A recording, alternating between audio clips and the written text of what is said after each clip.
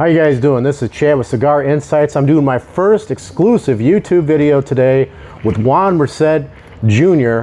from Little Havana in Frankfort, Illinois. So this is Juan Merced Jr. here, and we're going to go ahead and start this interview off.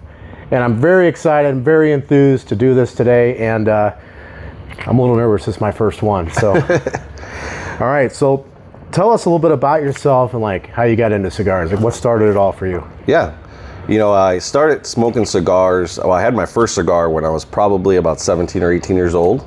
It was a Romeo and Julieta Reserva Real. But I really started getting into cigars, I would say, probably at the age of 20, 21. With a nice glass of bourbon at the time. It went went down very well. So, it started with smoking with some of my fraternity brothers, and they're the ones who introduced it a little bit more to me, and it just grew from there. And you're okay with saying that in front of Dad? Yeah. Oh, yeah. Yeah, he's good with it? Oh, yeah. He used to see me have a cigar on the front porch with sometimes a glass of wine or scotch. And, you know, obviously moderation and all that. Dad's good with it, we're good with it, right? Yeah. All right. So what was the moment you knew you wanted to own a cigar lounge? Like what started that? Yeah, so I actually used to help out a lounge not too far from here, and I worked there for a few years. Great guy, he's like family, his name's Mike Allen. Got to learn a lot, and during that process, I was getting a haircut next door. My cousin owns the barbershop Primetime here in Frankfort, and I saw them putting up a for sale sign, and this used to be a bank, and it was during COVID time. And I said, you know what, now would be the best time, I would say, to buy a property and build out and open a cigar lounge once hopefully everything gets back to normal. Which during that time was real risky. It was, right? Very risky. So I'll give you kudos on that. Thank you. But that was an opportune time, right? Yes. It was a time of opportunity. Absolutely. So for me, I've always wanted to have a cigar lounge, more or less like when I retired. But because of everything I had learned at that other cigar lounge, Havana and Homer Glen, and everything I had learned throughout my professional work life, I felt like that was the one time in life where everything just came together. And I said, why am I going to wait till do this later when I'm older? The time is now. Time is now. Yeah, I roll like that all the time. It's like instead of planning things, sometimes I just go with it, and I think sometimes that's the best way to do it. Is just roll with it and see what happens. Absolutely. So why did you choose a Little Havana Cigar Lounge? What made you choose the name for it? You know, I was bouncing some names off to my wife, and it just kept coming back to me. We love Miami. We love Little Havana, Miami. And I was like, this name has to be taken though. And so did a search, nothing existing. Little Havana Factory, Little Havana Cigars, I think, Little Havana Cafe, but nothing in the US. Little Havana. And so I was like, oh, let me check and see if the website's available. And it was. So I'm like, this is the name. There you have it. Yep. Got him up there. Yeah. He's got a real nice MVP members only lounge down here. That's where we're sitting. So this is really nice. So what makes your lounge different from every other cigar lounge in the area? You know, we really pride ourselves on a few things. Customer service, cleanliness, I would say. We get a lot of compliments on that as well. Along with our ventilation upstairs. You know, me and my dad worked on that together. We use something that I can say majority of places in Illinois do not use and probably don't know about. We didn't have a company come in and do it. We did it ourselves. Did it yourselves. Yes. And if you look at a lot of our reviews online, they rave about our ventilation. We do get a lot of couples and women here because of the ventilation as well. Yeah. And just guys who want a cleaner space, you know, where they can breathe a little bit better. And then the customer service thing, as I mentioned, we're really big with, and this is something I learned from my buddy Mike at Havana, we're really big with making sure that ashtrays are clean regularly. So, you know, not when you're done smoking a cigar. You know, sometimes you might have 2 to 3 people smoking and ashing in the same ashtray, it can build up, and we shouldn't wait till you're done with the cigar to clean it. It should be done consistently. I think that speaks a lot about a cigar lounge that is, their focus is customer service, so it's all about the experience, right? I mean, me sitting smoking in my garage isn't going to be the same as me sitting in Little Havana, right? Right. So the customer service that you get, the special treatment that you get, darn near a foot rub, right? I mean, that's just kind of how it is. You're absolutely right. So what was the biggest challenge when you opened the doors here at the lounge? Yeah, I would say the biggest challenge was just making sure we had all the right product, right? You don't know the market. The market, even though the lounge that I worked at was 25 minutes away from here, not too far, every market is different. I mean, a lounge down the street can sell better items than we would. So finding our niche, finding what we do well with, was a bit of a trial process. So we started with all the big name brand stuff. It's kind of, I always reference it like going into a shoe store. You know, if you go into a shoe store and you see Nikes and Adidases on the shelf, you're going to move that product very quickly. Of course. But if you go into a shoe store where it's all boutique shoes and maybe they don't have a really big name, you're not going to know the story behind them, and unless you have somebody there to explain that story, then you'll be able to move them. And we noticed that we were doing very well with a lot of boutique cigars because they were harder to find. Not everybody carried them. So what we had to do, and we made sure we were prepared for it, was just educate the customers the story behind every single cigar they were interested in. Because every cigar has a story. Has a story. Yes, I agree. And a lot of these boutique brands, unfortunately, don't get the recognition that they should get because they don't have the platform for it, right? And they don't have a way to push it out. So they put all their time, energy, efforts, and finances into just producing the cigar and hopefully having enough to sell if they hit big, right? Yes. So a lot of it, they don't have the social media platforms. They don't have a way to push it out. So, but the quality sometimes is better than some of the big stuff, right? When you're a multi-generation family in tobacco industry, and you got grandpa still on the farm and factory, or dad and the kids involved, the quality control is top notch compared to some of the other companies. Because they put in their own heart and pride and joy in that, right? Yep. And they're there all the time. They live there. Correct. So, okay, so we're going to move on to the business side of things, okay? All right. So what do you think is the biggest misconception people have about owning a cigar lounge? I think that, and it happens, and it's okay, but we get a lot of customers sometimes that come in and they think it's easy. You know, like, oh, I'm going to open a cigar lounge the next year or so. Sounds nice. When I retire. It sounds amazing. Yeah. And I never want to, deter anybody from doing that. Because if that's something you truly want to do, you got to follow your dream. But I think it's very important, especially in the state of Illinois, to be well versed and educated about this industry. The taxes involved with it. Regulations. 45% Illinois tax that hurts a lot of small businesses.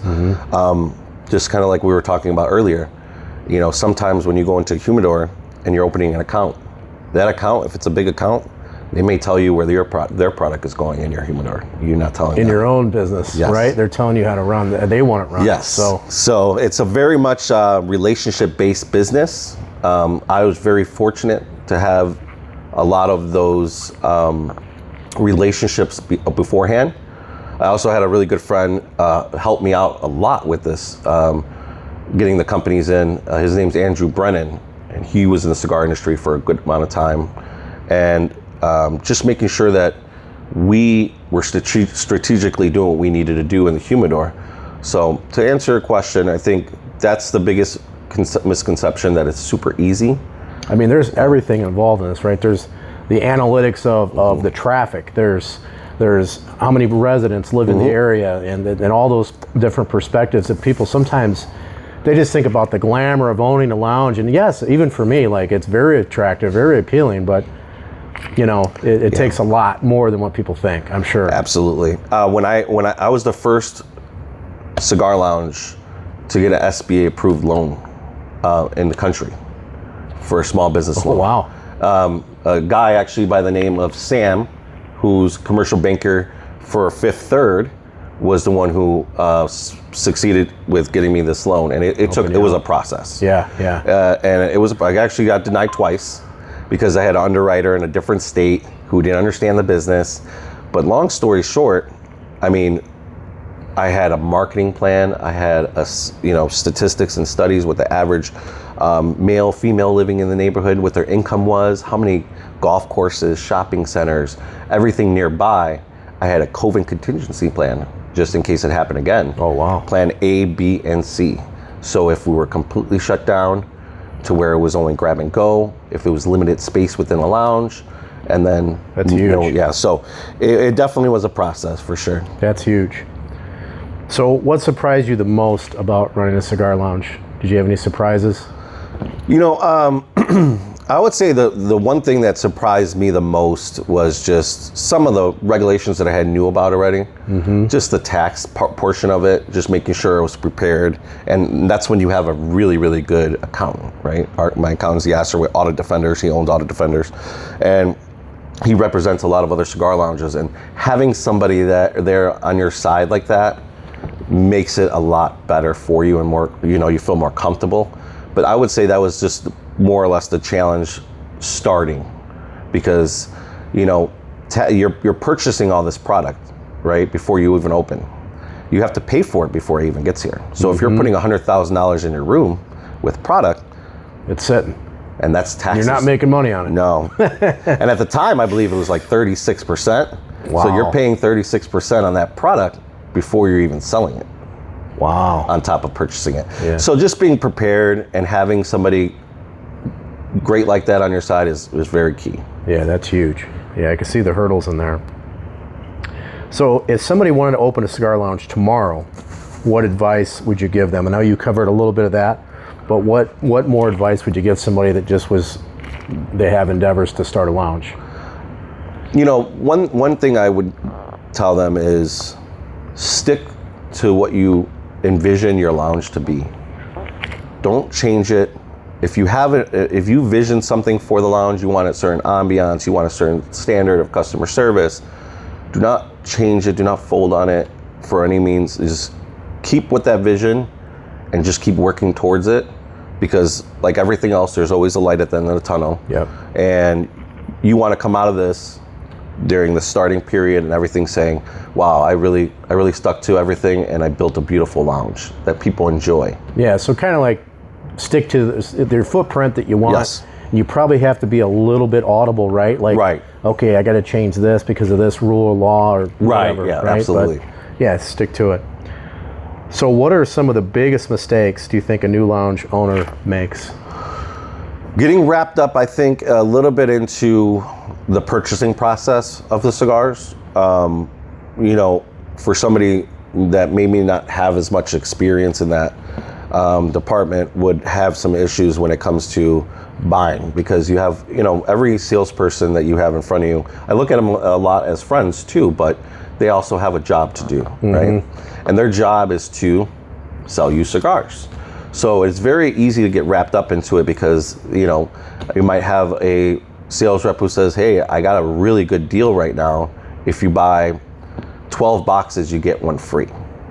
But if you're not going to move that product, is it really worth getting the one free and investing in 12 boxes for it to sit for the next 6 to 8 months? Yeah, especially something like a Connecticut that you don't really want sitting around, right? Right.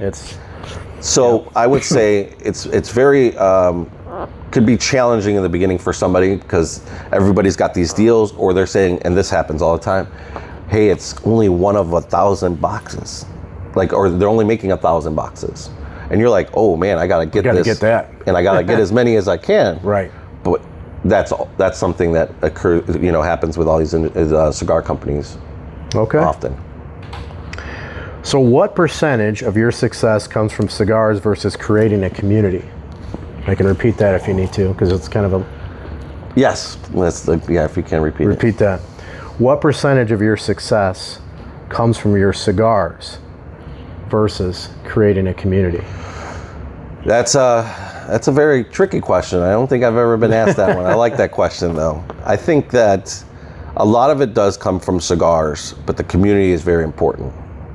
You know, we have a lot of really good, great members here, and we have built our own community here, and it keeps growing, and to the point where, you know, we're going out to dinner together with our spouses. We're going to concerts together. I mean, a group of them, I think we're at the Santana concert yesterday. Nice. So the community, I think, is huge, because those are your guys that believe in what you're doing, love the place, and they're there to support you. And sometimes every day. So it's huge. Now, the cigars, I think, also do really well when you carry things that are a little bit harder to find, like Dunbarton. You know, Steve Saka makes some amazing cigars, and you can't find them everywhere. And we do carry quite a good variety of his lines. So we have people who will call and ask, you know, do you carry this? I'm like, we carry this, but we also carry this of his. And they're like, oh, I'm like, yeah, we have 2 full bays. And so they'll drive 45 minutes just to be able to come experience what you have here and, and see the different variety. Okay, how important is customer service in this business, and what sets you apart from others? I believe customer service should be on the top of anyone's priority list when it comes to owning a business, whether it's a cigar lounge, bar, restaurant, whatever it may be. We want to make sure that our customers are always as comfortable as possible and feel like they're getting exactly what they expect. You know, when I built this lounge here, and I wanted to focus on customer service, because when I go to other lounges, I love when somebody might clean the ashtray or ask me if I want like a water, and I just want to be as comfortable as possible, because that's like my relaxed time, right? So I always tell a lot of our staff here, hey, a lot of these men and women might have had a long day at work, and they just want to come relax, and we have to make that experience as best as possible for them. Yeah, like a little retreat, get away from home, get away from everybody, and just sometimes I think smoking, for me, and this isn't about me, but sometimes for me, just getting away and having to stick by yourself and just thinking about, and I've said this in other videos, just thinking about nothing, or even focusing on one thing that you really gotta, it allows time. Not a lot of people that don't smoke want to be around you when you're smoking a cigar, so it's like, good, you're staying away from me because I need time for myself, right? That's just my thing. So, all right, so this is under the cigars and expertise section. So what cigar do you find yourself recommending most often? There's so many great ones in there. But if I had to narrow one down, and I think it's also not just the quality of the cigar, it's also the presentation too. We do really, really well here with Crux. So Crux is also most of their cigars are made in the Plasencia factory as well. And the Crux lines have something for everyone. So they have a light to medium, medium to full. And they do very, very well here. And on the boxes, it also kind of describes the notes for the cigars. So whether it be, you know, there's a little cocoa, molasses, and cedar notes, it's going to say that on the box. So it's very clear, and for the customer to say, hey, that sounds like something I might like. Or espresso cinnamon in one of their cigars as well. You don't see that a lot. No, you don't. The cinnamon. The cinnamon. Once in a while. It's called the Crux Passport. It's something they released, I would say, not too long ago, a couple months ago. It was a PCA release. And it's done very, very well because of that cinnamon flavor. And you actually do get some of the notes from it, too. I'm going to have to try one of those. Yeah, absolutely. Absolutely. So what cigar do you think is underrated and deserves more attention? I would have to say I really, really enjoy the Elegancia from Furia Tego. Michael Herklot's the owner of Furia Tego. It's a great medium-bodied cigar, and it's like one of those cigars that unless you give the story behind it to a customer, they might not notice it, and they might just keep going. But it is a great cigar that a lot of our members, once they had started smoking his Elegancia, Suma, a couple of his lines have gravitated towards it and stuck on it now, which is great. it's good to see. I gotta try one of those too. Yeah. All right, you're giving me some tips. All right. What cigar would you hand somebody smoking for their very first premium cigar? Never smoked before. That's a good question. You know, I always, whenever I have a new smoker coming in to ask what they should smoke, I ask them 3 questions. I ask them, do you want to start off with completely flavored cigars? We have that. It's a small section, you know, it's a good little small section. Infused and stuff? Yeah, aromatics. And then you have the middle ground where you have a sweet cap. So it's a regular cigar with a sweet cap. That's your middle ground. And then you have all the rest of the room, right? So I always explain, like, you know, if you start off with a regular cigar in the room, you'll be eventually, you know, some are lucky they get to do it the first time and be able to tell notes, but eventually you'll be able to have, this will be your flavored section, the whole room. Right. But if you start here, you may, you know, go into something else afterwards, but you also might get stuck here. So a lot of times they'll say, well, let me get the middle guy, or all right, let me start with a regular cigar. And that's when I would bring them to, if they're starting in the middle, I would bring them to a Dominicana by Drew Estate, Deadwood. That. It's good. And that's very popular here. And then if they're going to start with the regular cigar, I would probably bring them, we had them, they were very limited, but we also have something similar. It was the Stillwell Star Holiday Edition. And we also carry the Sopremesa Brulees and the Wagashis. And those are also really nice, creamy, lighter cigars that are not going to be too harsh on somebody's palate. And then also the tobacco, you can tell, has a little bit more age on it than something else. So it's not going to be that bitterness to the smoke, which we don't want them to experience right away because it might... Yeah, turn them off completely. Yes. Right? Yes. Yeah, I started with infused myself. I was doing KST6 and the aromatics, fat bottom Betty's and stuff like that. I was doing those at first, and then finally now I don't even smoke those, but it is what it is. So I enjoy a regular premium cigar. But here's another one. So what cigar would you hand to a seasoned cigar veteran, someone that's been smoking a long time? If they're looking for something full body, I would probably take them to the La Flor Cabinet number 6 or Cabinet number 5. Great oily Maduro cigar. And if they wanted something in the lines of like a Mexican San Andreas wrapper, more medium to full, I would probably take them to the Crux Bull and Bear. Okay. And then of course, always like my go-to would be the Almafuente by Plasencia Black Label one that we were talking about earlier. Yeah, those are good. That's a great smooth cigar, and it's premium for sure, but very enjoyable. And you know what you're going to get with it. They're consistent. Right. Yeah. Yeah. Okay. What is the most expensive cigar you've smoked, and was it worth it to you? What's the most expensive cigar? I would say it would be the Z Crown Platinum by Zeno. I think I might actually still have one upstairs. They're not in production anymore. It was aged for 15 years prior to even being able to be sold on the shelves. The one I have upstairs is probably maybe 25 years old. Oh, wow. And so for years, I would smoke one the weekend of my birthday, Friday, Saturday, and Sunday. And I think I'm just holding on to this one up there right now because I know I'm not going to be able to find it. Something real special. And I know I'm not going to get it again, you know? So I would say that would probably be the most expensive cigar I've ever purchased. And that was before I owned here, so I paid full price for them. And I would definitely pay it again. Pay it again. Yeah. Okay, well. What is one cigar everyone should try at least one time?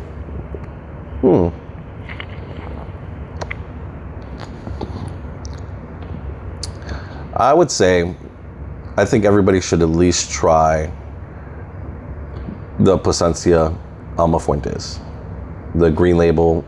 I think it's worth a shot. If not that, then I also really do love Espinosa Knuckle Sandwich, the Havana wrapper one. That one's I would encourage a little bit more just because Plasencias, you know, they sell themselves. Yeah. The name, who they are, and they do very well, especially in our lounge. They do very well. Yeah, the quality's insane. Yes. It is. But the Espinosa knuckle sandwich by Guy Fieri did a great job with those. Yeah, I've got a bunch of those at home. Yeah. I do. Are there any current cigar trends you think are overrated? Yes.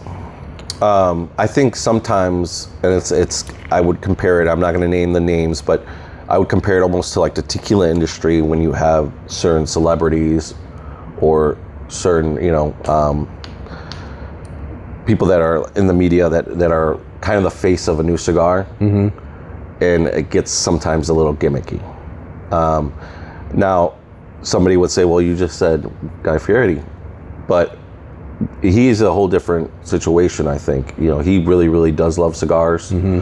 And he worked very closely with Espinosa to blend those cigars. And he actually, a lot of his cigars have been top-rated cigars of the year. So not only did he do that, but, I mean, his results for the smokers actually gave feedback saying it was an amazing cigar.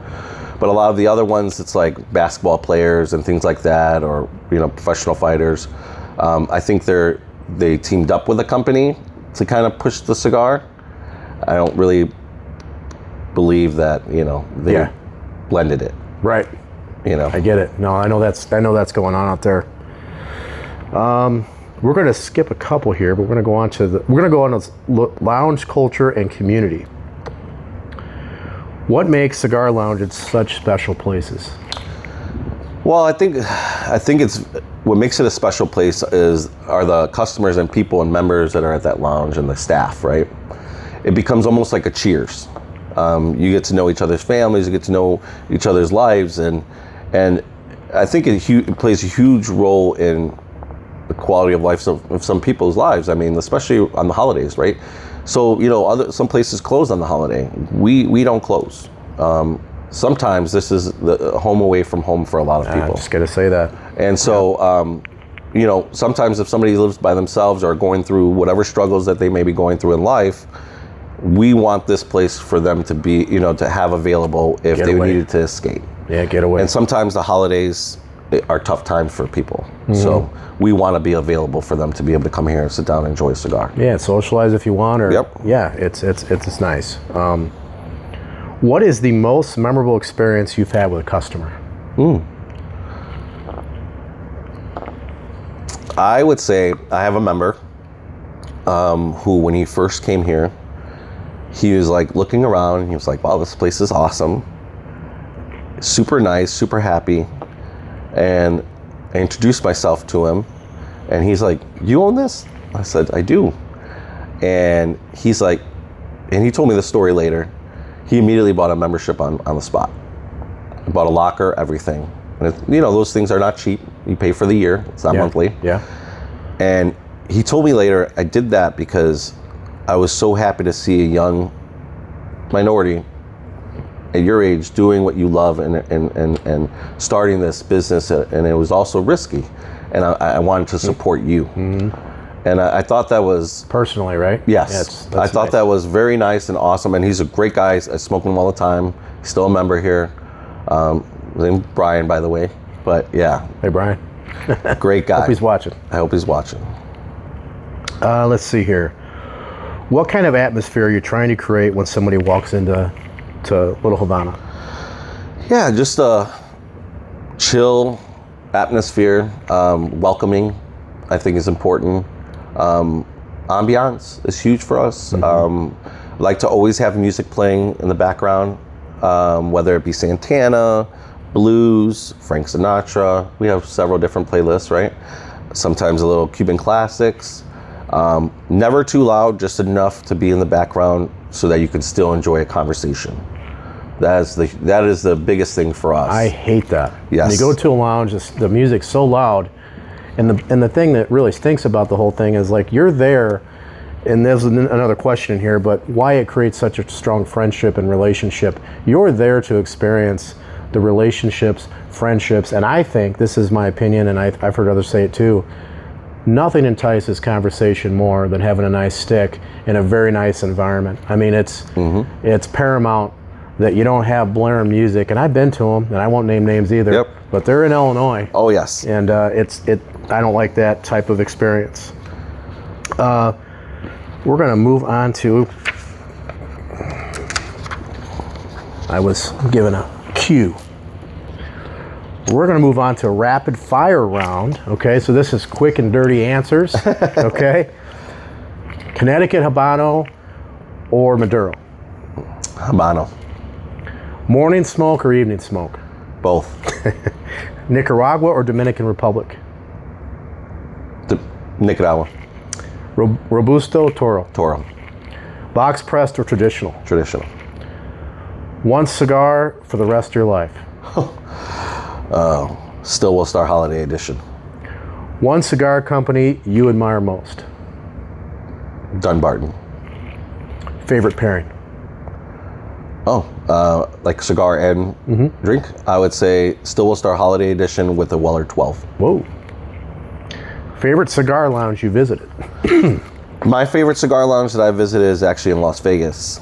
I know you mentioned you were going to try to make your way up there. Yeah. Yeah. So Chaz is a great guy out there. He works at 8 Cigar Lounge. It's in the Hilton Resort World.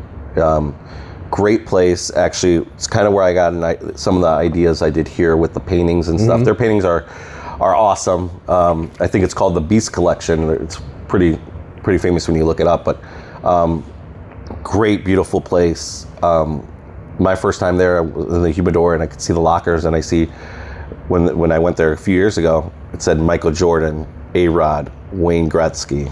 These were all the lockers that were there, right? Nice. And it's a great place to enjoy a cigar. It is very high end, but worth it. Nah, I love that foo-foo stuff. Yes, man. yes, That's yes. me.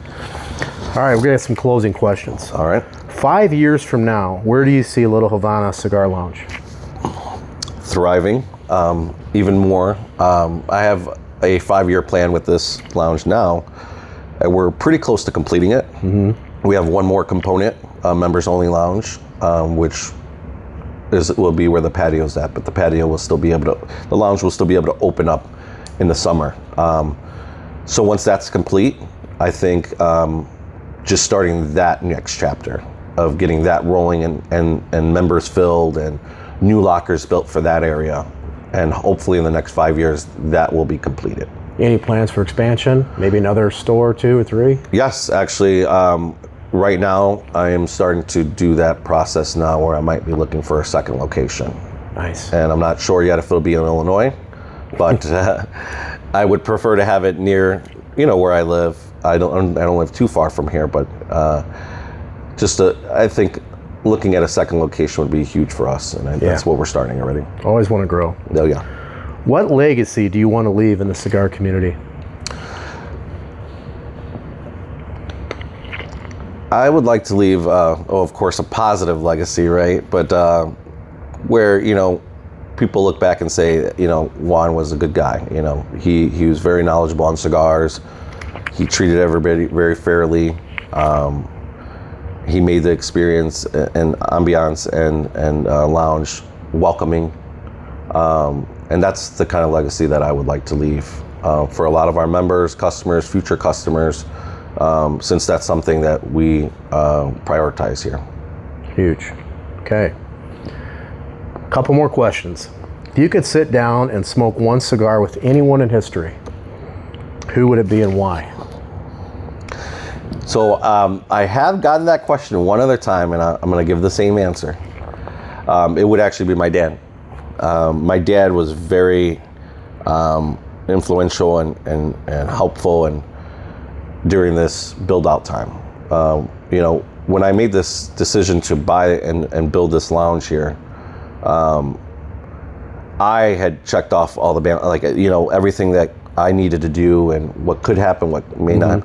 But really, all I needed was that extra little push from Dad. Huh? My dad and my mom and stepdad were all very, very supportive, and they said, "We got you. Go ahead and do it." That's nice to have that support from your family. It's instrumental, right? Paramount, to absolutely. have that. Yeah, it's absolutely huge.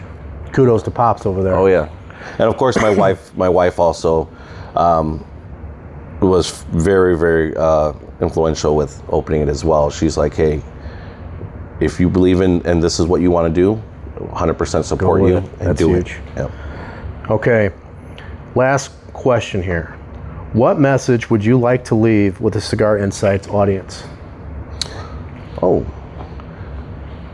I would say, you know, the cigar world is very, very special in a lot of ways. They have tons of different variety of cigars, and sometimes some people might stick to one cigar. I would always highly encourage giving a couple other brands a shot and just trying them. And I say try them twice. Yes. If you got a bad experience on one, Yes. I always say, I'm like, well, give it another shot. Maybe just a bad roll, a bad cigar, right? And give it another shot. I always say that, at least 2 shots. That's a very good point, because I actually have a member here who was suggesting a cigar to. I was like, this would be right up your alley. Like, this is what you love. This is like your profile. And he's like, I've tried it before. And I'm like, man, are you sure? Like, you didn't like it? And I was like, here, give it another shot, you know? And he gave it another shot and he loved it. He said it was, and this is a guy who would smoke 10 to 15 cigars a day. So who's got time for that? Oh, right? yeah, that's a good question. So he actually absolutely loved it, and he came back and said, you know, I think it could be that where I bought it from, the humidity was not at the right level. And you think that too. Sometimes it's not just that stuff. Sometimes it's what you ate that day. Yes. Sometimes it's what you're drinking or pairing with it. Yes. Or you're dehydrated. All those things matter when you're trying a cigar. So the important thing too is to I think to kind of preempt yourself with the smoke in the cigar. Just like I said, I'm like, well, I didn't eat today, so let's not do something bold, because I might have a bad experience right here. You know, when we're doing this. So you don't want that. No, we don't want that. But anyway, folks, we're going to go ahead and wrap this up. We appreciate everybody for watching. I'm so excited about this this video here, and thank you so much, Mr. Juan Merced Jr. And thank you, the man of the hour over there, Pops over there, Juan Sr. We appreciate it. God bless everybody. Have a great night. Take care.